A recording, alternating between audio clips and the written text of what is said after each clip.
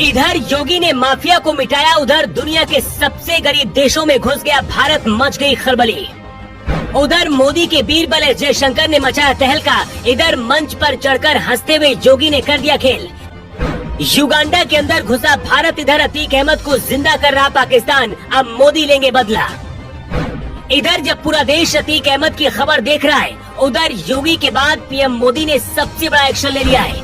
योगी ने यूपी के माफिया को मिटाया, उधर पीएम मोदी ने आदेश दे दिया और भारत दुनिया के सबसे गरीब देशों के अंदर घुसकर तहलका मचा दिया। यूपी के एक माफिया के खात्मे के बाद जब पूरी दुनिया में योगी योगी हो रहा है, उसी बीच जब भारत युगांडा सहित कई देशों में घुसा तो चीन, अमेरिका और पाकिस्तान जैसे देश देखकर हिल गए।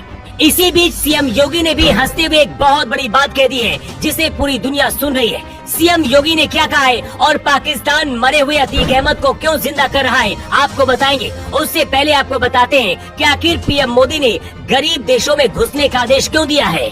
पीएम मोदी ने अपने बीरबल जयशंकर को पहले युगांडा भेजा, इसके बाद मोजाम्बिक जाने के लिए कहा। ये सवाल अब आपके भी मन में आ रहा होगा कि आखिर दुनिया के सबसे गरीब देशों में गिने जाने वाले युगांडा और मोजाम्बिक में ऐसा क्या है कि पीएम मोदी ने एस जयशंकर को भेजा। अफ्रीका के 54 देशों में से सिर्फ 29 देशों में ही भारत के दूतावास है। यहाँ के गरीब देशों में सबसे ज्यादा चीन की पकड़ है। आधे से ज्यादा देशों को चीन अपने कर्ज के जाल में फंसा चुका है। भारत को घेरने के लिए चीन अपने युद्धपोत भी तैयार कर रहा है। अब भारत ने अफ्रीकी देशों में घुसकर चीन को उठाकर बाहर फेंकना चाहता है। रूस में सैटेलाइट सिटी बनाकर पहले चीन को पीएम मोदी गहरा सबक दे चुके हैं।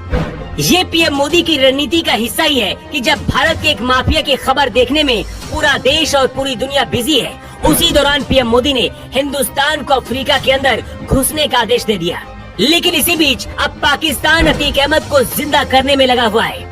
भारत के अंदर भी कुछ डिजाइनर, पत्रकार और नेता अतीक अहमद की मौत पर रो रहे हैं। इसे हिंदू मुस्लिम से जोड़कर बता रहे हैं। इसी का फायदा उठाते हुए अब पाकिस्तान भी कूद पड़ा है।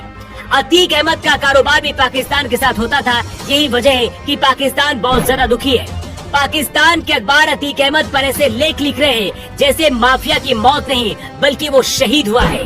पाकिस्तान के ये वो अखबार है जिसमें अतीक अहमद को सांसद, विधायक, नेता तो बताया जा रहा है, लेकिन कोई भी अखबार अतीक अहमद के बारे में ना तो माफिया लिख रहा है और ना ही डॉन जैसे शब्दों का इस्तेमाल कर रहा है। पाकिस्तान ये बताने की कोशिश कर रहा है क्योंकि अतीक अहमद मुस्लिम था इसलिए उसके साथ ऐसा हुआ। भारत के अंदर जो अतीक अहमद के चाहने वाले हैं उन्हें अब पाकिस्तान का साथ मिल रहा है। अतीक अहमद को दफन भी कर दिया गया है, लेकिन पाकिस्तान इस मुद्दे को जिंदा रखना चाहता है ताकि हिंदुस्तान के अंदर वो धार्मिक भावनाओं को भड़का सके। लेकिन सच तो यही है कि पाकिस्तान भी योगी आदित्यनाथ से डरा हुआ है, क्योंकि पूरी दुनिया को अब लगने लगा है कि मोदी के बाद योगी ही भारत के प्रधानमंत्री बनेंगे और उसके बाद क्या होगा किसी को बताने की जरूरत नहीं है। माफिया और अपराधियों से मोहब्बत करने वालों को सीएम योगी ने भी हंसते हुए जवाब दिया है। लखनऊ के कार्यक्रम में शामिल होने पहुंचे सीएम योगी ने कहा है कि अब कोई भी माफिया यूपी में फोन करके किसी से वसूली नहीं कर सकता है। यूपी में माफियाओं का नहीं बल्कि कानून का राज है। सीएम योगी का ये बयान यूपी के अपराधियों के लिए धमकी है और पाकिस्तान जैसे देशों के लिए संदेश है जो अतीक अहमद के जाने के बाद आंसू बहा रहे हैं। वैसे जिस तरह से योगी और मोदी काम कर रहे हैं उसे लेकर आपकी क्या राय है, कमेंट बॉक्स पर लिखकर आप जरूर बताइएगा।